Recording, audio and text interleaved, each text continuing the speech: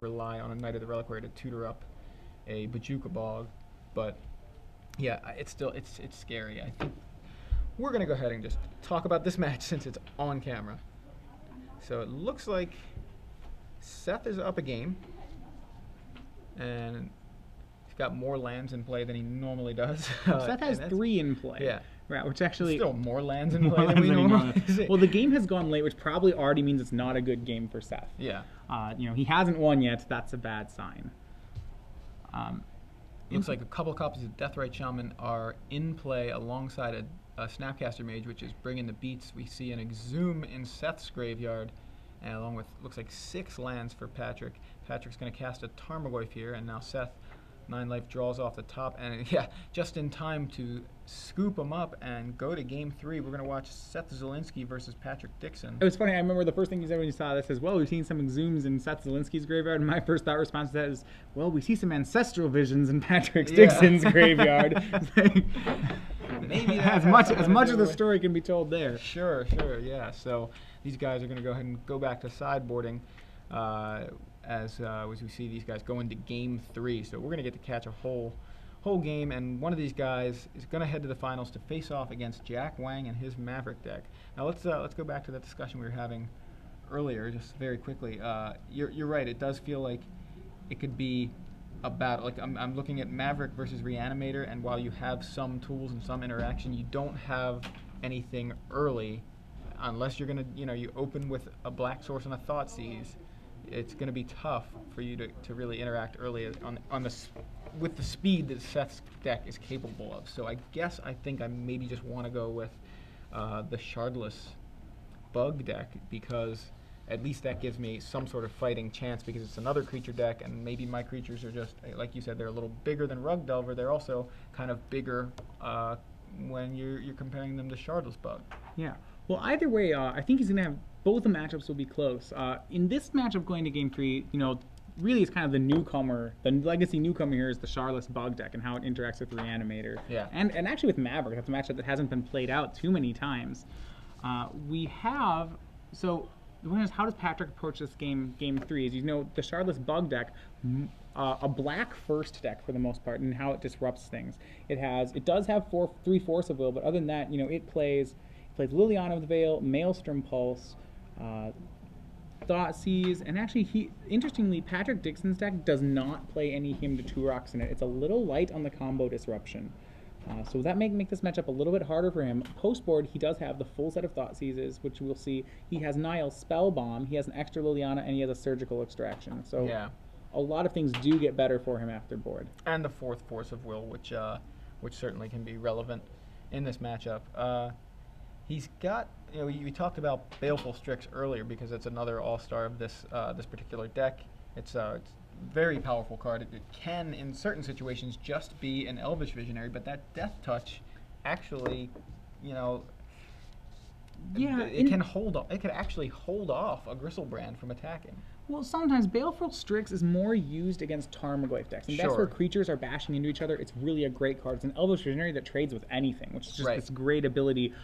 In this matchup, it's not as good, just because there's a couple dangers that Gristlebrand does. Sure, it stops it from attacking, but the bigger issue is that Gristlebrand still draws you 14 cards, and Seth Zulinski, if it's able to, Seth Zulinski's deck, once it has an extra 7 or an extra 14 cards, it's really going to be hard for its opponents to recover. And if he's really worried about it, he can find his Tidespout Tyrant, he can find his Elesh Norn. Just the presence of Gristlebrand in play is really hard for Patrick to deal with.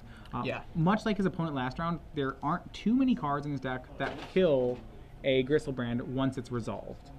He has Jace the Mind Sculptor to unsummon it, Liliana to edict it, and 2 Maelstrom Pulses post board, and that's actually it once it's on the board. Okay, so yeah, just not all that much as far as removal goes. Well, yeah, but the thing is, presumably, once I have a Gristlebrand in play, if your plan is to, play a sorcery speed answer to it, well, the Gristlebrand player can draw 14 to find a Force of Will or a Daze for it. It's unlikely that you'll actually be able to kill it. Yeah.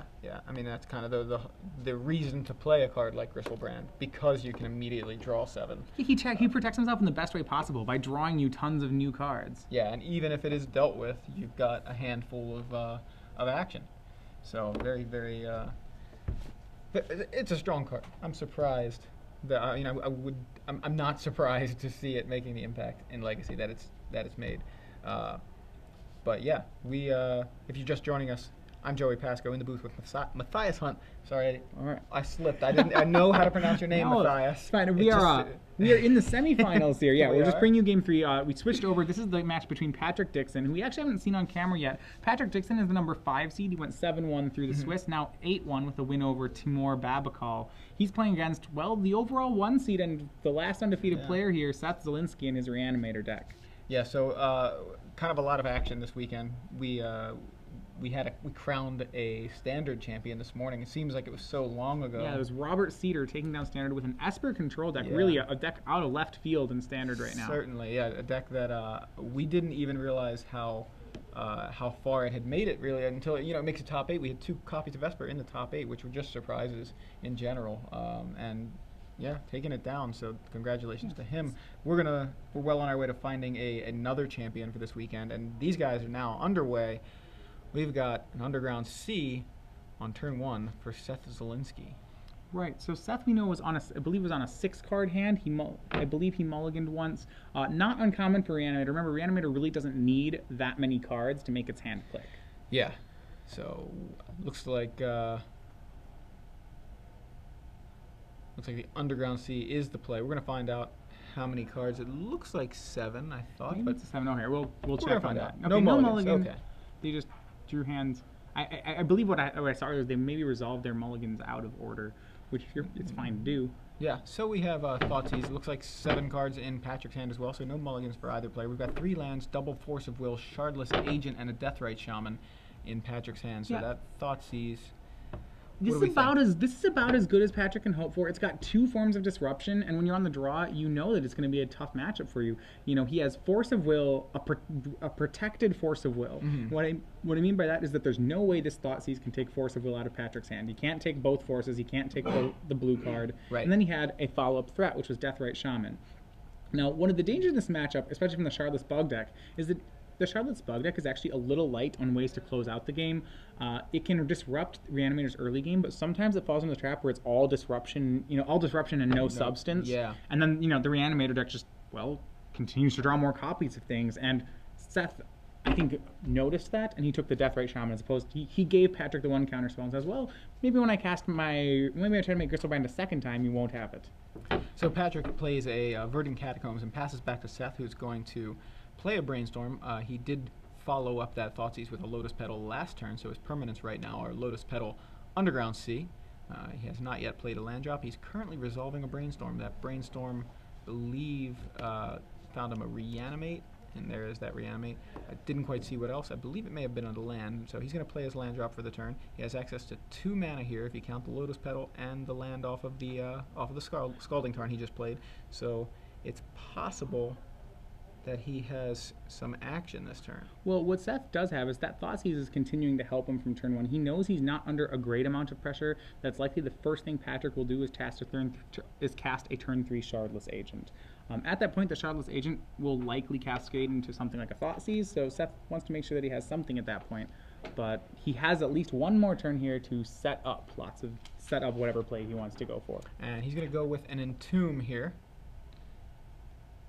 And one of these is going to draw the Force of Will. The question is going to be, which spell is it? And the answer is not the Entomb. Yeah, Entomb resolves, puts a Gristlebrand into the graveyard. Seth gets a shuffle effect after that Brainstorm. Of course, he had a shuffle effect after the Brainstorm anyway with the Scalding Tarn, but that's another thing that Entomb can actually do in interacting with this deck.